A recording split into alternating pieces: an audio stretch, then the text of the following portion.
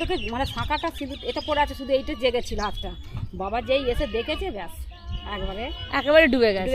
নমস্কার বন্ধুরা, কেমন আছো সবাই? তোমাদের কাছে চলে আসলাম আমি একটা নতুন ব্লগ নিয়ে। আমার এই নতুন ব্লগে তোমাদের সবাইকে স্বাগত। সুপ্রাচীন বিশালাক্ষী মন্দির আছে, আমি এখন সেখানেই যাচ্ছি।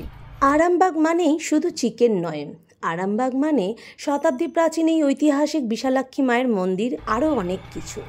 অনেক পুরনো এই মন্দির।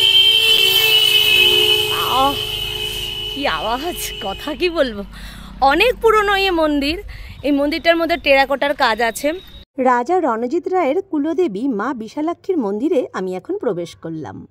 রাজা রণজিৎ রায়ের রাজত্বকাল সম্পর্কে নানা রকম মতভেদ আছে, তবে এটুকু বলাই যায় আজ থেকে প্রায় 450 থেকে 500 বছর আগে তিনি এখানে রাজত্ব করতেন। এই মন্দিরের গায়ে আছে অপূর্ব টেরাকোটা কাজের নিদর্শন। যদিও মন্দিরের পরিচর্যা ও মেনটেন্সের জন্য মন্দিরকে রং করতে হয়েছিল, তাই মন্দিরের প্রাচীনত্বের রূপ কিছুটা হলেও কমেছে।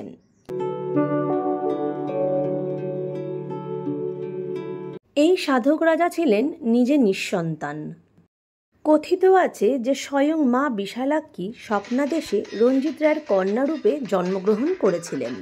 স্বয়ং ভগবতী দুর্গা রূপী বিশালাক্ষী মাতা ঠাকুরানী রাজা রণজিৎ রায়ের কন্যারূপে জন্মগ্রহণের কাহিনী সারা বাংলার ইতিহাস, নানাবিধ নথি ও বিভিন্ন প্রবন্ধতে যুগ যুগান্তর ধরে উল্লিখিত। এমনকি রামকৃষ্ণের কথামৃততেও এই ঘটনার উল্লেখ পাওয়া যায়। এই বিশালাক্ষী মন্দিরের সামনেই মনসা মন্দিরও স্থাপিত, একটা বিশাল বড় মনসা গাছ।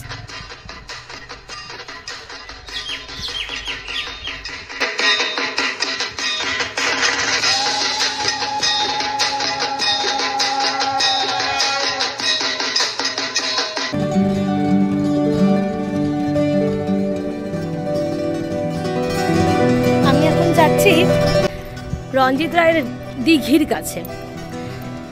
এখানে মেলা লেগেছে, বারণী স্নানের সময় মেলাটা লেগেছে, কয়েকদিন থাকে, তো সেই মেলাটাই এখানে এখনো রয়েছে। এক সপ্তাহভাবে পুজোটা চলে, মেলা যতদিন চলে ততদিন পুজোটাও চলে এবং 24 ঘন্টায় হরিনাম সংকীর্তন চলে। আর আমি এখন দিঘির কাছেই যাচ্ছি, যে দিঘির সম্বন্ধে ছোট্ট একটা ইতিহাস আছে। প্রত্যেক বছর চৈত্র মাসে এই দিঘিকে ঘিরে বসে একটি মেলা। এই মেলাটি দিঘির মেলা নামেই পরিচিত। স্নান করে আসলেন না? আমি বাড়িতে স্নান করেছি। সেই সময় এই দিঘির পাশে এই দুর্গা মন্দিরেই চলে দুর্গা উৎসব। লোকমুখে শুনলাম যে এই মেলায় এসে সধবারা শাখা সিঁদুর পড়ে যেতে পারলে নিজেদের ভাগ্যবতী মনে করেন।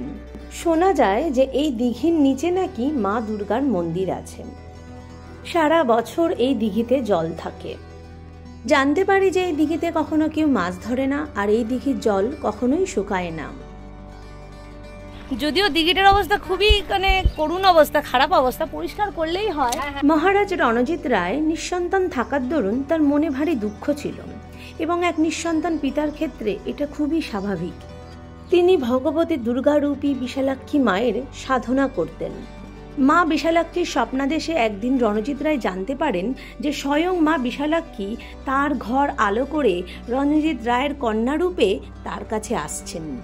কিন্তু মায়ের আদেশ ছিল যেন কখনো তিনি তার কন্যাকে চলে যেতে না বলেন।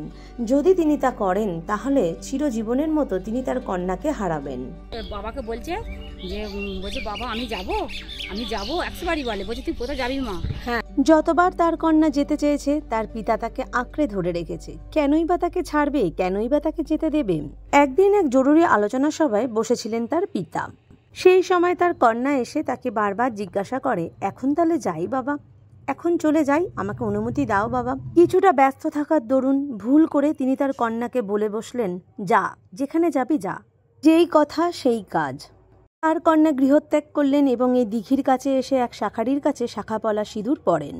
কিন্তু তার কাছে কোনো পয়সা না থাকায় তিনি সেই শাঁখারিকে তার পরিচয় দেন এবং তাকে বলেন তিনি যেন সেখানে গিয়ে তার শাঁখাপলার দামটা মিটিয়ে নেন। সেই শাঁখারির কাছে তার মেয়ের খোঁজ পেয়ে তার পিতা এই দিঘির কাছে আসেন, কিন্তু ততক্ষণে সব শেষ। কন্যারূপী মা বিশালাক্ষী এই দিঘিতে বিলীন হয়ে গিয়েছেন। পিতা তখন অঝরে কাঁদছেন আর বলছেন, মা আমার ভুল হয়ে গেছে, মা আমায় ক্ষমা কর মা। আমি জানি তুই আর ফিরবি না, তবু বড় সাজ জাগ যে তোর এই শাখাপলা হাত দেখতে। একবার দেখা দে মা। তখন সেই দিঘির ভেতর থেকে শাখাপলা 2 হাত জোড়া জলের ওপর ভেসে উঠল। এই ঘটনাটার সত্যতা আমি জানি না, জানতে চাইও না। সব কিছুর ব্যাখ্যার খুব প্রয়োজন কি? এইরকম আরও অলৌকিক ঘটনা, নানান ইতিহাস ছড়িয়ে আছে আমাদের বাংলার বুকে। আজ তবে এটুকুই থাক, খুব তাড়াতাড়ি আসবো অন্য কোনো একটি রোমাঞ্চকর ভিডিও নিয়ে। সবাই ভালো থাকবে, সুস্থ থাকবে, সাবধানে থাকবে। বাবাই।